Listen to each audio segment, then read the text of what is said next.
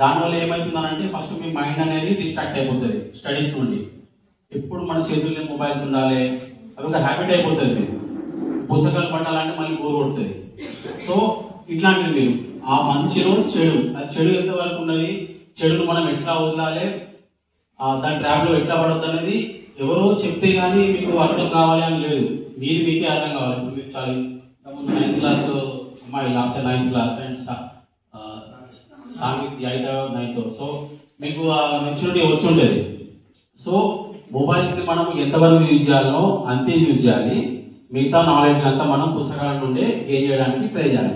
ఇది ఒకటి మీరు అనుకోవాలి. ఇది ఇప్పుడు నేను చెప్తే కానీ, లేకపోతే ఇంతకుముందు మేడం వాళ్ళు కానీ మీ సార్ వాళ్ళు కానీ చెప్తే చెప్పేటప్పుడు వింటారు, వదిలేస్తారు.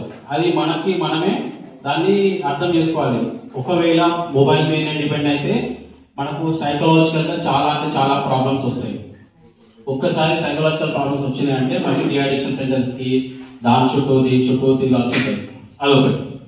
సో ఇది మొబైల్ అనేది ఎంతవరకు మీరు ప్రాక్టీస్ చేయాలి, మిగతా టైం అంతా పుస్తకాల మీద ఎంతవరకు మీరు చేసుకోవాలి అనేది ఒకటి. ఇంకొకటి గేమ్స్ కూడా చాలా మంది మొబైల్స్ లోనే ఆడుతున్నారు. యాక్చువల్గా మనకి స్కూల్లో కూడా గేమ్స్ బ్యాక్ పైన ఇట్లా ఎవరైనా టచ్ చేస్తే వెంటనే మీరు ఫస్ట్ వాళ్ళకి చెప్పాలి, ఇది మంచి ప్రాక్టీస్ కాదు, మీ ఆలోచనలు ఏవైతున్నాయో మంచి ఆలోచనలు కాదు, మీరు ఇట్లనే చేస్తే నేను మా మమ్మీకి చెప్తాను, ఇట్లా వాళ్ళకి చెప్పాలి.